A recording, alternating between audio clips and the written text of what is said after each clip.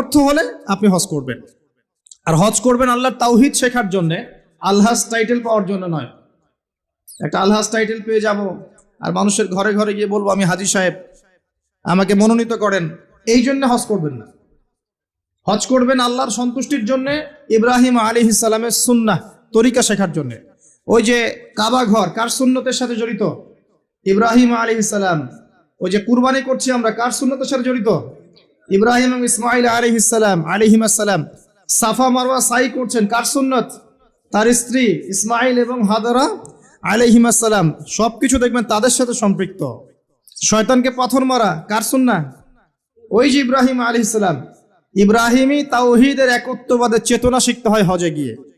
এটা আইওয়াশ করার নাম নয়, আলহাজ টাইটেল নেওয়ার জন্য নয়। আল্লাহ পাক বোঝার তৌফিক দান করুন। মানুষের আমলের মধ্যে যদি রিয়া থাকে, রিয়া, এই আমলগুলোকে আল্লাহ পাক ধুলো বানিয়ে উড়িয়ে দিবেন। আর রিয়া কি জিনিস? মানুষকে দেখানোর জন্য মানুষ আমল করা, মানুষ জানুক যে আমি অনেক বড় আলেম, অনেক বড় দায়ী, অনেক বড় বক্তা, অনেক বড় মুফাসসির, অনেক বড় হাফেজ, অনেক বড় বুজুর্গ, মানুষ আমাকে এটা মনে করুক। অন্যকে দেখানোর জন্য আমল করার সাথে সাথেই আপনার আমল নষ্ট হয়ে যাবে। আর এটা এত সূক্ষ্ম, যেটা সম্পর্কে নবী সাল্লাল্লাহু আলাইহি ওয়াসাল্লাম বলেছেন, অন্ধকার রাতে কালো পাথরের উপরে কালো পিঁপড়া যদি হেঁটে যায়, বোঝার চেষ্টা করেন, অন্ধকার রাতে কালো একটা পাথর, এর উপর কালো পিঁপড়া হেঁটে যাচ্ছে, বোঝা যাবে? তার শব্দ কি দেখা যাবে, শোনা যাবে? রিয়াটা এমন সূক্ষ্ম, বোঝা যায় না। যদি এটা মনের মধ্যে চলে আসে, এই দোয়াটা পড়তে পারেন, আল্লাহুম্মা ইন্নী আউযু বিকা আন উশরিকা বিকা ওয়া আনা আ'লাম ওয়া আস্তাগফিরুকা লিমা লা আ'লাম। ইনশাআল্লাহ আল্লাহ পাক মাফ করে দিবেন। অর্থ হচ্ছে, আল্লাহ, আমি তোমার সাথে জানা এবং অজানা শিরক থেকে তোমার কাছে ক্ষমা চাচ্ছি। আমি জেনে যে শিরকগুলো করেছি এ থেকেও ক্ষমা চাচ্ছি, যেটা না জেনে করেছি, এই যে গোপন শিরক রিয়া করেছি, এ থেকেও মাফ চাচ্ছি। আল্লাহ পাক ইনশাআল্লাহ মাফ করে দিবেন। এই পাঁচটা হচ্ছে ইসলামের পিলার। আর ইসলাম একমাত্র দিন যেটা আল্লাহর কাছে কবুলিয়ত পেয়েছে। অন্য কোনো দিন কি আল্লাহর কাছে গ্রহণযোগ্য? এর উত্তর কে দিবে? আল্লাহই দেখ, আল্লাহ পাকের কাছেই শোনেন। আল্লাহ পাক সূরা আলে ইমরানের মধ্যে বলেছেন, ইন্নাদ দীনা ইনদাল্লাহিল ইসলাম। ইন্নাদ দীনা ইনদাল্লাহিল ইসলাম। আল্লাহর কাছে একমাত্র গ্রহণযোগ্য দিনের নাম কি? ইসলাম। দিন মানে কি? দিন মানে কি ধর্ম? না দিন মানে একটা জীবন ব্যবস্থা? ইসলাম কি একটা শুধু ধর্মের নাম? না ইসলামের প্রত্যেকটা বিষয়ের সমাধান আছে। কোনটা? ধর্মের সমাধান ইসলামে নাই? কিভাবে আমল করতে হবে ইসলামে নাই? কিভাবে তাওহীদ পালন করতে হবে নাই? কেমন করে সুন্নত স্টাইলে জীবনযাপন করবো নাই? কেমন করে ব্যবসা করব আছে না নাই? কেমন করে চাকরি বাকরি করবো আছে না নাই? কেমন করে সমাজ চালাবো ইসলামে আছে না নাই? কেমন করে বিশ্ব চালাবো ইসলামে আছে না নাই? কেমন করে অর্থনীতি চালাবো আছে না নাই? কি নাই ইসলামে? কি নাই ইসলামে? মিশকাতুল মাসাবিহ একটা বই আছে না হাদিসের, এই বইয়ের মধ্যে একটা অধ্যায় আছে, দেখবেন, মাথার চুল আঁচড়ানোর অধ্যায়। কি অধ্যায়? মাথার চুল কিভাবে আঁচড়াতে হয় এটাও ইসলাম শিখিয়ে দিয়েছে। সুবহানাল্লাহ। অধ্যায় দেখবেন হায়েজ নিফাস অধ্যায়। হায়েজ নিফাস তো বোঝেন, হায়েজ নিফাসের মতো বিষয়ে অধ্যায় রচনা করা হয়েছে এবং এখানে হেদায়েত দেওয়া হয়েছে। অধ্যায় আছে বাথরুম যাওয়া অধ্যায়, মানে ইস্তেঞ্জা করা অধ্যায়, কিভাবে আপনি ইস্তেঞ্জা করবেন, কিভাবে পেশাব পায়খানা করবেন ইসলামে দেয়া আছে। অধ্যায় আছে খাবার খাওয়া অধ্যায়, কিভাবে আপনি খাবার খাবেন, কতটুকু খাবেন, খাওয়ার আগে কি বলবেন, পরে কি বলবেন, লেখা আছে। কি নাই? আপনার বাথরুম থেকে শুরু করে রাষ্ট্র বিশ্ব পর্যন্ত, রাষ্ট্র তো অনেক দূরের কথা, বিশ্ব পর্যন্ত ইসলাম এখানে আছে। বিশ্বে কিভাবে অন্য দেশের সাথে আমাদের মেলামেশা করতে হবে সেটাও বলা আছে। বিশ্বাস হয় না? আল্লাহ সূরা মাইদায় বলেছেন 51 নম্বর আয়াতে, ইয়া আইয়ুহাল্লাযীনা আমানু, হে মুমিনগণ, লা তাত্তাখিযুল ইয়াহুদা ওয়ান নাসারা আউলিয়া। ইহুদি এবং নাসারাদেরকে বন্ধু রূপে গ্রহণ করো না, আউলিয়া রূপে গ্রহণ করো না। এটা ওয়ার্ল্ড অ্যাফেয়ার্স না? বুঝেন কথা? বা'দুহুম আউলিয়া ও বা'দ, এরা একে অপরের বন্ধু। বিশ্বের মধ্যে একটা শক্তি আছে না একে অপরের বন্ধু, ইহুদি খ্রিস্টানদের, যারা প্যালেস্টাইন দখল করে আছে, এদেরকে জায়নিস্ট বলা হয়। আল্লাহ পাক এদের সাথে বন্ধুত্ব করতে নিষেধ করেছেন। তাহলে কোরআনের মধ্যে ভূ রাজনৈতিক বিষয় নাই? কি নাই?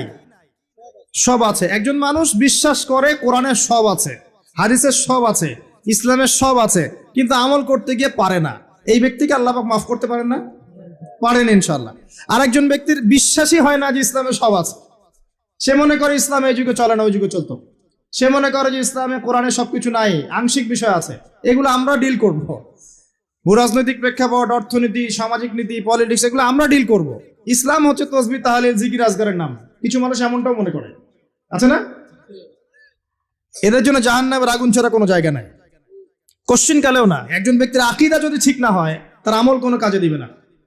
আর একজন ব্যক্তির আকীদা ঠিক আছে, ইসলামের সব আছে, কোরআনের সব আছে, হাদিসের সব আছে, আমি মানতে পারি না। আমি দুনিয়ার কারণে হোক, অন্যান্য চাপের কারণেই হোক, আমার বিভিন্ন স্বার্থের কারণে হোক, আমি মানতে পারছি না, কিন্তু আমি বিশ্বাস করি যে সব ইসলামে আছে। একে আল্লাহ পাক মাফ করতে পারেন, পারেন না? ইনশাল্লাহ পারেন। অতএব আকীদা পরিষ্কার করেন। আল্লাহ বলছেন ইন্না দীনা ইনদাল্লাহিল ইসলাম, একমাত্র দিন আল্লাহর কাছে গ্রহণযোগ্য সেটা হলো ইসলাম। কথা বলেন, ইসলাম। অর্থ কি? আত্মসমর্পণ।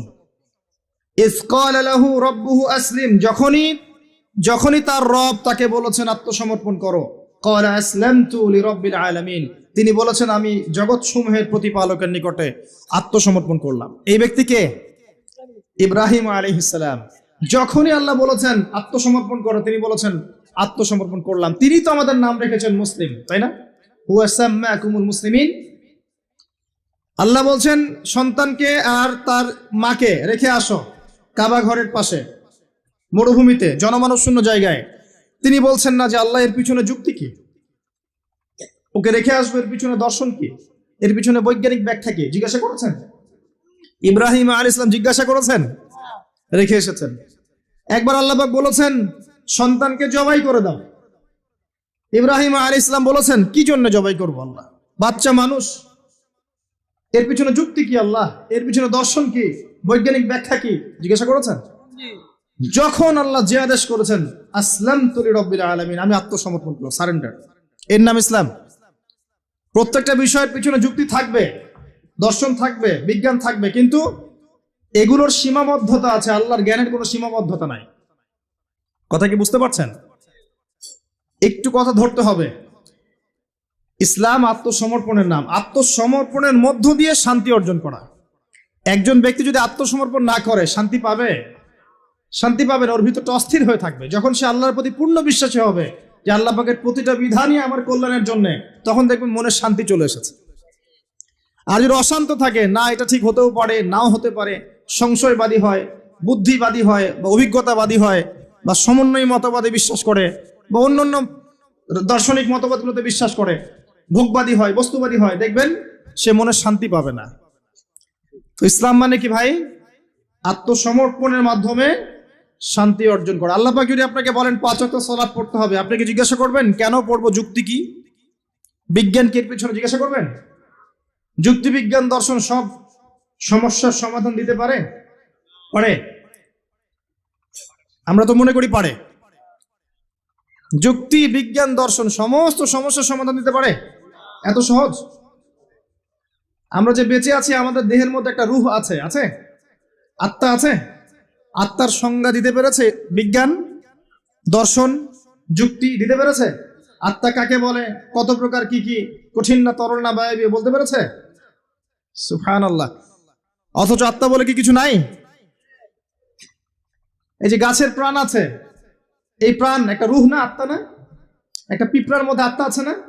একটা পশু পাখির মধ্যে আত্মা আছে না? কিছু একটা তো আছে যার জন্য জীবিত আছে। যখন ডেড, তখন কিছু একটা নাই যেটা তার মধ্যে ছিল। কি ছিল না? আত্মা, রূহ, সোল, এটা সংজ্ঞা দিতে পারবে? পারবে না।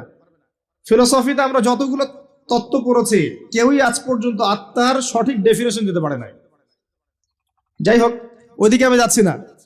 মূল বিষয়টা হচ্ছে ইসলামের প্রত্যেকটা বিষয়কে আপনি যুক্তি, বিজ্ঞান, দর্শন দিয়ে প্রমাণ করতে পারবেনই, জরুরি না। কারণ এগুলোর সীমাবদ্ধতা আছে, আল্লাহর ওহীর কোনো সীমাবদ্ধতা নাই। এগুলোর জ্ঞান সসীম, আল্লাহর জ্ঞান অসীম। কথা কি বুঝতে পারছেন? আল্লাহর জ্ঞানে সবকিছু ধরে, আমাদের বুদ্ধিতে সবকিছু কখনোই ধরবে না। ধরতে পারলে তো আমরাই রব হয়ে যেতাম, নাউজুবিল্লাহ। ইসলাম ছাড়া অন্য দিন চলবে কিনা প্রশ্ন, উত্তর আল্লাহ দিচ্ছেন সূরা আল ইমরানের মধ্যেই।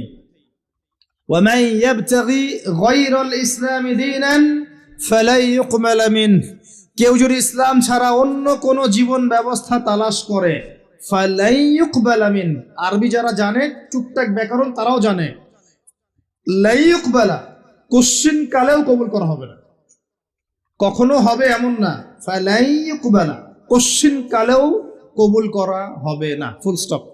কেউ যদি ইসলাম ছাড়া অন্য কোনো জীবন ব্যবস্থা তালাশ করে, ইসলাম ছাড়া অন্য কোনো তন্ত্র মন্ত্র দর্শন ইত্যাদি তালাশ করে, এগুলোর মধ্যে সবকিছু সমাধান খোঁজে, এগুলো আনুগত্য করে, আল্লাহ বলছেন কোশ্চিন কালেও ওর কাছ থেকে কোনো আমল কবুল করা হবে না। ওয়া হুয়া ফিল আখিরাতি মিনাল খাসিরিন, এবং পরকালে সে ব্যক্তি খাসিরিন ক্ষতিগ্রস্তদের অন্তর্ভুক্ত হবে ইনশাআল্লাহ তাআলা। বেস কি ইসলামের ভিত্তি কি? কোরআন এবং হাদিস।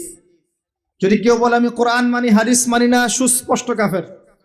কেউ যদি বলে আমি কোরআন মানি নবীর হাদিস মানি না, সুস্পষ্ট কাফের, কোনো সন্দেহ নাই। সন্দেহ আছে? কোরআন এবং হাদিস এই দুটো পিলারের উপরে দাঁড়িয়ে আছে ইসলাম।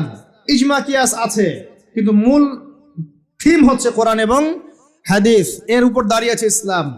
এটাই একমাত্র দিন আল্লাহর কাছে যেখানে সমস্ত বিষয়ের সমাধান আছে।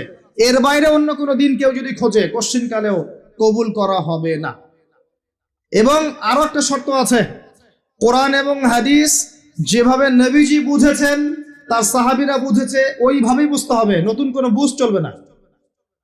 কথা কি বুঝতে